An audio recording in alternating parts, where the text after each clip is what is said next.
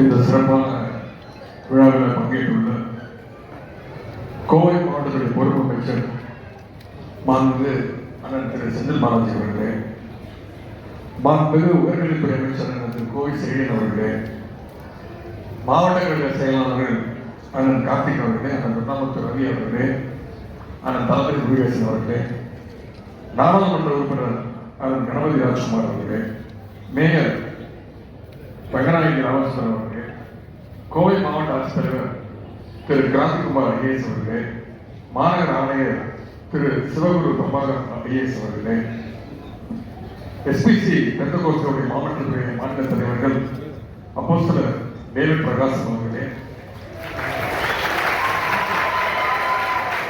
சங்கை எடிசன் அவர்களே, பாஸ்டர் வினீத் சதீஷ் அவர்களே, சங்கை ஜான்சன் பாண்டியன் அவர்களே, ஆனந்த் அவர்களே, ஜோயில் குலசேகர் அவர்களே, ஞானசேகர் அவர்களே, வின்சென்ட் ரூட் அவர்களே, ரெவரண்ட் ஜோ டேவிட் அவர்களே, சூரிய சீன் அவர்களே, எஸ்பிசி பெந்தகோஸ்தருடைய செயற்குழு உறுப்பினர்கள் ரெவரண்ட் ஜான் ஜெயராஜ் அவர்களே, ஃப்ரெட்ரிக் குணசீலன் அவர்களே, ரெக்ஸ் ஏசுராஜ் அவர்களே, ஜோசுவா ஜெகநாதன் அவர்களே, யோசப் பீட்டர் கிளமெண்ட் அவர்களே, நத்தானியல் அவர்களே, பால்ராஜ் கிருவாகர் அவர்களே, யோகன் ராஜா அவர்களே, கழகத்துடைய செயற்குழு உறுப்பினர் சாமுவேல் செல்லமாமி அவர்களே, கோவை பெந்தகோஸ்து சபையினுடைய தலைவர்கள் ரெவரண்ட் ஹாரி கோம்ஸ் அவர்களே, ஜவஹர் சாமுவேல் அவர்களே, சாம்சன் ரெகுவல் அவர்களே, பீட்டர் பிரகாசம் அவர்களே, ஜான்சன் சத்யநாதன் அவர்களே, வசந்த் சத்யநாதன் அவர்களே, மாஸ்டர் தேசியன் அவர்களே, ராஜாதாஸ் அவர்களே, ஜெயமான் அவர்களே, ஜோசப் மனோஜ் அவர்களே, ஜெயகரன் அவர்களே,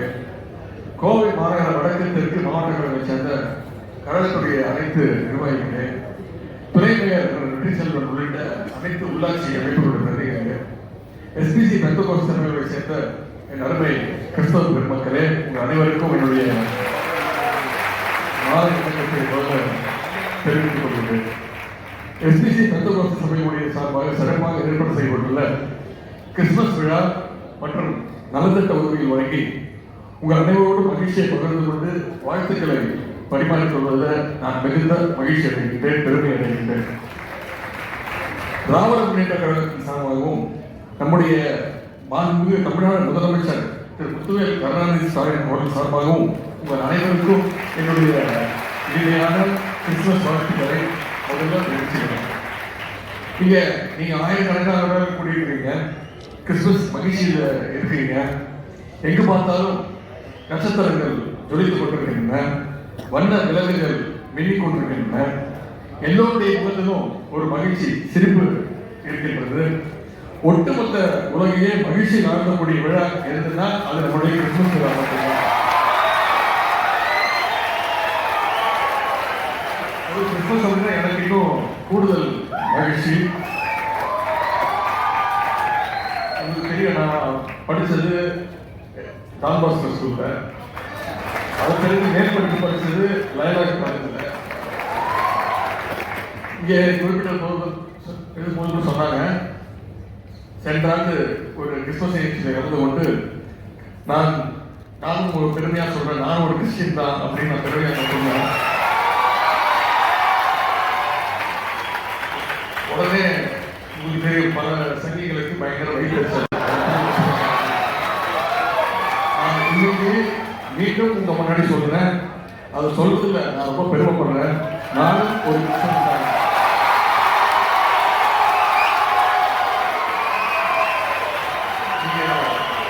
கிறிஸ்டின் நினைச்சா நான் கிறிஸ்டின், நீங்க முஸ்லிம் நினைச்சா நான் முஸ்லிம், நீங்க இந்து நினைச்சா நான் இந்து தான். ஏன்னா எல்லாருக்குமே பொதுவானவன் தான், எப்பொழுதுமே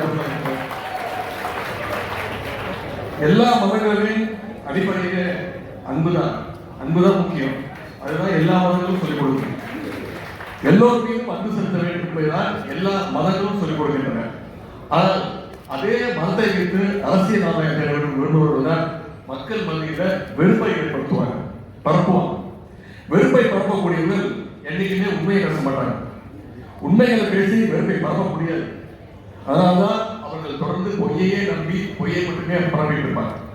காலையில எதிர்த்து சோசியல் மீடியாவில் பார்த்தீங்கன்னா ஆரம்பிச்சாங்கன்னா, பொய்யை பரப்ப ஆரம்பிச்சாங்கன்னா, நைட்டு தூங்குற வரைக்கும் அவங்களுக்கு பொய்யை பரப்புறது மட்டும்தான் வேலையாக இருப்பாங்க. அதே ஒரு பெரிய கடமையாக செஞ்சுவாங்க. மதத்தை வச்சு அரசியல் காலம் தேர்வு மட்டும்தான் வெறுமை பரப்புவார்கள் என்று நாம் இங்கே நினைச்சிட்டு இருந்தோம். ஆனா இன்னைக்கு உயர் பொறுப்பு உள்ளவங்க. சமீபத்தில் ஒரு நீதிபதி கூட மத வெறுப்பு கருத்துக்களை பொதுவெளியில் பேசியதை நாம பார்த்தோம்.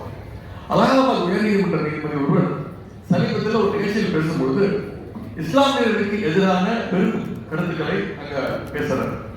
இப்படிப்பட்ட ஒரு நீதிபதி அந்த பொறுப்பு இருக்கணுமா, அந்த பதவியில் இருக்கணுமா அப்படின்னு நாம் குரல் கொடுத்தோம்.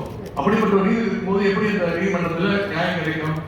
அதனால அந்த நீதிபதியை பதவியிலிருந்து நீக்கணும்னு பாராளுமன்றத்தில் கடந்த 13ஆம் தேதி மாநிலங்களவையில ஒரு எம்பிக்கள் ஒரு தீர்மானம் கொண்டு வராங்க. மிக மூத்த வழக்கறிஞர் திரு கபில் சிபல், காங்கிரஸ் எம்பிக்கள், திராவிட முன்னேற்ற கழகத்துடைய நாடாளுமன்ற உறுப்பினர்கள் அத்தனை பேரும் அந்த தீர்மானத்திற்கு ஆதரவா கையெழுத்து போட்டோம். ஆனா அதிமுக உறுப்பினர்கள் அந்த தீர்மானத்திற்கு ஆதரவா கையெழுத்து போடவே இல்லை.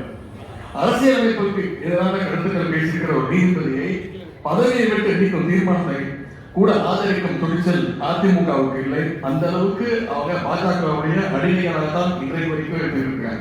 அது மட்டும் இல்ல, மாநிலங்களுடைய உரிமைகள் எல்லாம் ஒழிச்சு கட்டணும்னு ஒன்றிய அரசு பாஜக அரசு கொண்டு வர ஒரே நாடு ஒரே தேர்தல் திட்டத்திற்கும் அதிமுக ஆதரவு கொடுத்து வெளி வேஷத்துக்காக தான் நாங்க பாஜகவோட கூட்டணி இல்லை அப்படின்னு சொல்லியிருக்காங்க. தவிர உள்ளுக்குள்ள உண்மையாவே இன்னும் அதிமுக பாஜக கள்ள கூட்டணி தொடர்ந்துகிட்டு தான் இருக்கு. அதை அவங்களுக்கு சொல்ல வேண்டிய அவசியமே இல்லை. அதுக்கு மேல இன்னொரு உதாரணம், அதிமுக பொதுக்குழு நடந்தது 2 நாளுக்கு முன்பு. அங்க நிறைவேற்றப்பட்ட தீர்மானங்கள்லாம் பாத்தீங்கன்னா ஒரு தீர்மானம் கூட ஒன்றிய பாஜக அரசை பற்றியோ அவங்களை கண்டிச்சோ அவங்க வலியுறுத்தியோ ஒரு தீர்மானம் கூட போடல. இப்படிப்பட்ட அதிமுகவை கூட இன்னும் ஒரு சிறுபான்மை அமைப்புகள் இன்னும் நம்புகிறார்களே என்று நினைக்கும் போதுதான் எனக்கு மிகுந்த கவலையாக இருக்கின்றது. இதையெல்லாம் பார்க்கும்பொழுது நம்முடைய முத்தமிழ் டாக்டர் கலைஞர் அவர்கள் ஒரு கதையை சொல்லியிருக்கிறாங்க. அவருடைய வார்த்தை தான் இது. பழைய இலக்கியத்துல 2 விதமான நிழல்கள், ஷேடோஸ், நிழல்கள் பற்றி ஒரு பாடல் சொல்லியிருக்கிறார். வடமொழியில் இருக்கக்கூடிய காளிதாசனால் எழுதப்பட்ட சாகுந்தலம், அதுல ஒரு நிழல் பற்றி அவர் சொல்கிறார். ஒரு ஊர்ல கடுமையான வறட்சி, ஒரு சொட்டு தண்ணீர் கூட இல்லை, நிலங்கள் எல்லாம் வெடித்து போயிருக்கின்றன. அந்த நிலத்துல பாம்பு ஒன்று ஊருக்கு வருகின்றது. வெயில் ரொம்ப கடுமையாக இருப்பதால் அந்த தரை ரொம்ப சூடா இருக்கிறதுனால பாம்பால தலையில ஊர்ந்து வர முடியல. அதனால அந்த பாம்பு என்ன பண்ணுச்சு, தன்னுடைய தலையையும் உடம்பையும் தூக்கிக்கிட்டு வெறும் வாழை மட்டும் வச்சுக்கிட்டு மெதுவா நகர்ந்து வந்துட்டே இருக்கு. கலப்பால கொஞ்ச நேரம் அந்த பாம்பை நிற்கும் பொழுது அந்த பாம்புடைய தலை மற்றும் உடம்போட நிழல் தரையில படுது. அந்த நிழலை பார்த்த ஒரு தவளை அந்த நிழல நின்று கொண்டிருக்கிறது. பாம்பு கீழே குடிந்து பார்க்காமல் இருப்பதால் தவளைக்கு இதுவரைக்கும் எந்த பிரச்சனையும் இல்லை. ஆனால் பாம்பு கீழே பார்த்துச்சுன்னா தவளையோட என்ன உங்களுக்கு தெரியும்.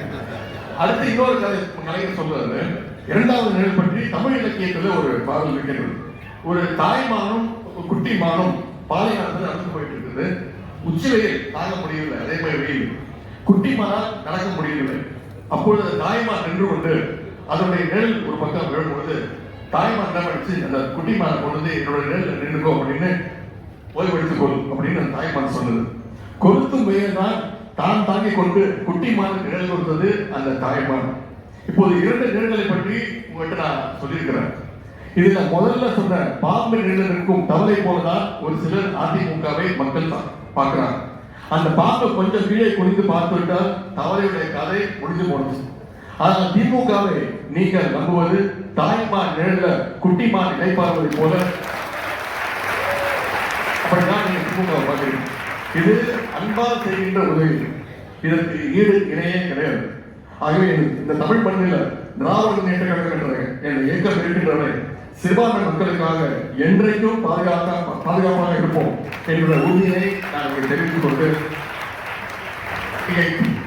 எனக்கு முன்னே பேசியவர்கள் சில கோரிக்கை எல்லாம் வச்சிருக்கிறாங்க. நிச்சயமாக அடுத்த வருடம் உங்களுடைய மாநாட்டில் சென்று அந்த கோரிக்கைகள் எல்லாம் முதலமைச்சர் அந்த கோரிக்கைகள்லாம் இதெல்லாம் நிறைவேற்றப்படணும். கூடிய விரைவில் வெகு விரைவில் அதையெல்லாம் நான் செய்து கொடுப்போம்.